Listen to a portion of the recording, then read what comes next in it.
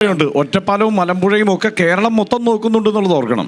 അല്ല, മലമ്പുഴ നിയോജക മണ്ഡലത്തിനകത്ത് ഇപ്പോൾ UDF സ്ഥാനാർത്ഥിയായി അവതരിപ്പിച്ചിട്ടുള്ള ഒരാൾ, അദ്ദേഹം ഈ പറഞ്ഞ പോലെ നേരത്തെ പാർട്ടിയുടെ ഒരു ബ്രാഞ്ച് സെക്രട്ടറി മാത്രമായിരുന്ന ഒരാളാണ്.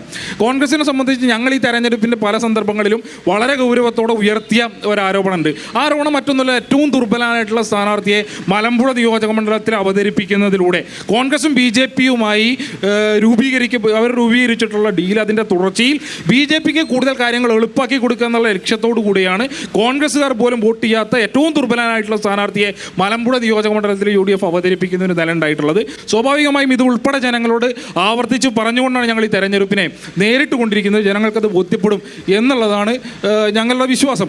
അങ്ങ് ആദ്യം ചോദിച്ച ചോദ്യം പോലെ വികസന മുരടിപ്പിൻ്റെ 10 വർഷമെന്നൊക്കെ യാതൊരു എളുപ്പമില്ലാതെ കോൺഗ്രസ്സുകാർക്ക് ആവർത്തിച്ച് പറയാൻ വേണ്ടി കഴിയും. ഈ തെരഞ്ഞെടുപ്പിൻ്റെ നാളുകളിലൊക്കെ കോൺഗ്രസിൻ്റെ ഏതൊരു ആരോപണം എടുത്ത് പരിശോധിച്ച് കഴിഞ്ഞാലും അവരെ നയിച്ചുകൊണ്ടിരിക്കുന്ന കേരളത്തിൻ്റെ പ്രതിപക്ഷ നേതാവ് ആവർത്തിച്ച്, ഇപ്പോൾ നുണാന്ന് പറയാൻ വേണ്ടി പാടില്ല എന്ന് പറയുന്നത്, അടിസ്ഥാന വിരുദ്ധമായ കാര്യങ്ങൾ ആവർത്തിച്ച് പറഞ്ഞുകൊണ്ട് ഈ തെരഞ്ഞെടുപ്പിനെ നേരിടുന്ന കാഴ്ചയാണ് നമ്മൾ കണ്ടുകൊണ്ടിരിക്കുന്നത്. കേരളത്തിലെ ജനങ്ങളെ സംബന്ധിച്ച് അവർക്ക് ബോധ്യമുണ്ട്. ആ ബോധ്യം എന്തുകൊണ്ടാണെന്ന് വെച്ചാൽ കഴിഞ്ഞ 10 വർഷക്കാലം ഈ നാടിനകത്ത് നടന്ന വികസന പ്രവർത്തനങ്ങൾ അത്രയും ഈ നാട്ടിലെ ജനങ്ങളെ സ്പർശിച്ച് കടന്നു പോയിട്ടുള്ളതാണ്.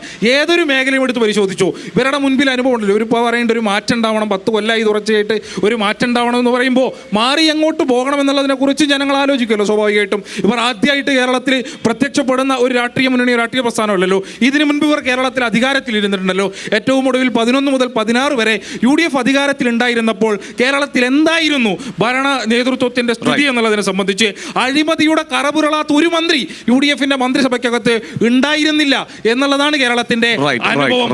ആരോഗ്യ മേഖല, വിദ്യാഭ്യാസ മേഖല, കേരളത്തിന്റെ ഗതാഗത